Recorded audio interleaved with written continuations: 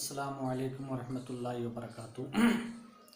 नाज़रीन इकराम, आप हज़रात से सबसे पहले दरख्वास्त है, रिक्वेस्ट है कि हमारे चैनल राह नईमी को सब्सक्राइब फरमाएं, क्योंकि मैं अपने इस चैनल राह नईमी पर इस्लाम से रिलेटेड वीडियो डालता रहता हूं। और आज मैं बहुत बेहतरीन और शानदार वीडियो लेकर के हाज़िर हुआ हूं, जिसका टॉपिक है नमाज जनाजा के बाद दुआ का हुक्म। नमाज जनाजा के बाद दुआ का हुक्म क्या है और शरीयत में इसकी क्या हैसियत है। तो नमाज जनाजा का हुक्म कुरान और सुन्नत की रोशनी में पेश किया जाएगा और उस पर दलाइल पेश किए जाएंगे।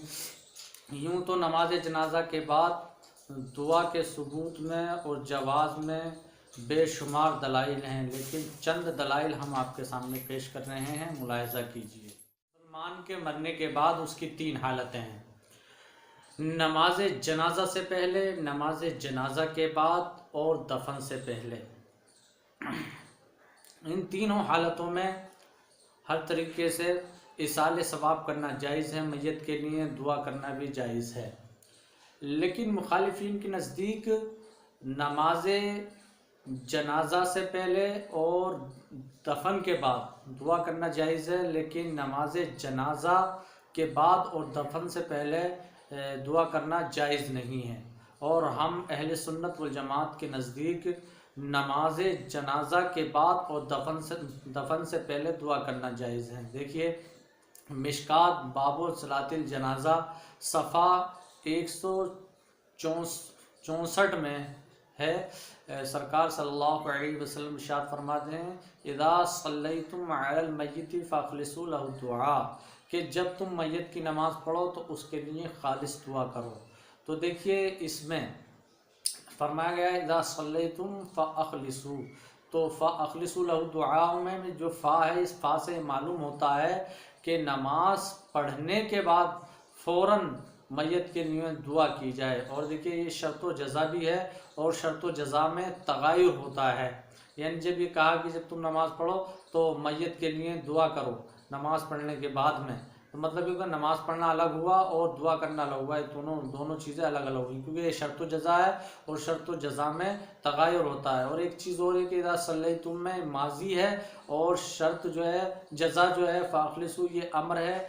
और जिस माजी से मालूम होता है कि दुआ करने का हुक्म नमाज पढ़ने के बाद में, जिस तरीके से कुरान में जिक्र किया गया फ़इज़ा तइमतुम फ़ंतशिरू, इसमें ये दिया गया कि जब तुम खाना खा लो तो चले जाओ। तो इसका मतलब ये है कि खाना खाने के बाद में तुम चले जाओ, खाने के बाद में जाओ, ना कि खाना खाते हुए चले जाओ। तो ये हुक्म है। तो ये दलील है, इससे मालूम होता है कि नमाज जनाजा के बाद दुआ करने का हुक्म है, जो सरकार सल्लल्लाहु अलैहि वसल्लम ने हुक्म फरमाया।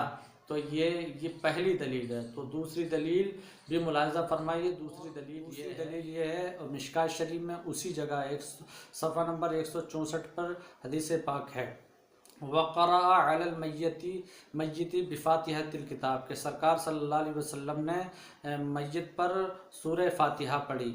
इसकी शरह में मुहद्दिस अब्दुल हक दहलवी रहमतुल्लाह अलैह अपनी किताब अशअतुल लम्हात में तहरीर फरमाते हैं, व एहतमाल दारद के बर जनाजा बाद अज नमाज या पेश अज़ा बक़स्ते तबर्रुक ख़ानदा बाशद चुनाके अलान मुतारफ़स्त। यानी कि सरकार सल्लल्लाहु अलैहि वसल्लम ने मैयत पर सूरह फ़ातिहा मुमकिन है तबर्रुक की बरकत की वजह से पढ़ी हो, पहले नमाज जनाजा से पहले, नमाज जनाजा के बाद में, जैसा कि आजकल आम रिवाज है। तो अशअतुल लम्हात में इस तहरीर से मुहद्दिस अब्दुल हक दहलवी रहमतुल्लाह अलैह की ये मालूम होता है कि उनके ज़माने में भी नमाज जनाजा से पहले दुआ की जाती थी और नमाज जनाजा के बाद में भी की जाती थी।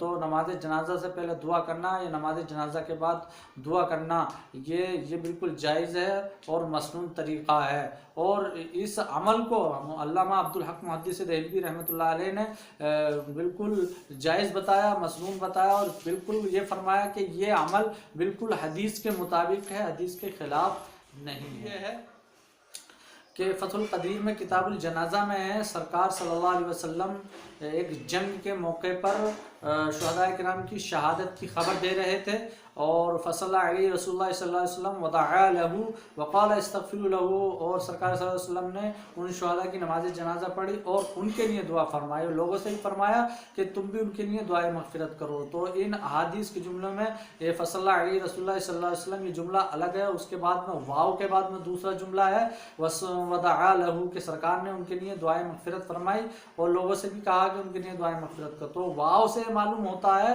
کہ نماز جنازہ کے بعد میں سرکار نے دعا فرمائی، کیونکہ واو سے پہلا جملہ معطوف علیہ، واو کے بعد میں دوسرا جملہ معطوف ہے، معطوف علیہ معطوف میں غیریت ہوتی ہے۔ جس طریقے سے آپ کہو کہ جانی زید و عمرو، میرے پاس زید آیا اور عمر آیا، تو زید اور عمر کے درمیان میں جو واو ہے یہ زید و عمر کی غیریت بیان کر رہا ہے، وہ غیریت بیان کر رہا ہے وہ اس طریقے سے کہ جو زید ہے وہ عمر نہیں، جو عمر ہے وہ زید نہیں۔ اسی طریقے سے کہا جائے گا اس حدیث میں کہ فصلی علیہ رسول اللہ صلی اللہ علیہ وسلم جو نماز جنازہ ہے وہ دعا نہیں، اور جو دعا ہے وہ نماز جنازہ نہیں۔ تو غیریت ہے، غیریت سے معلوم ہوا کہ نماز جنازہ الگ ہے اور دعا الگ ہے، اور سرکار کے دعا کرنے سے یہ ثابت ہو جاتا ہے کہ دعا کرنا نماز جنازہ کے بعد مسنون طریقہ ہے، جائز طریقہ ہے، اور شرک اور بدعت حرام نہیں ہے جیسا کہ مخالفین کا کہنا ہے، اور مخالفین کے طریقے سے بچنا چاہیے، اور یہ اچھا طریقہ ہے۔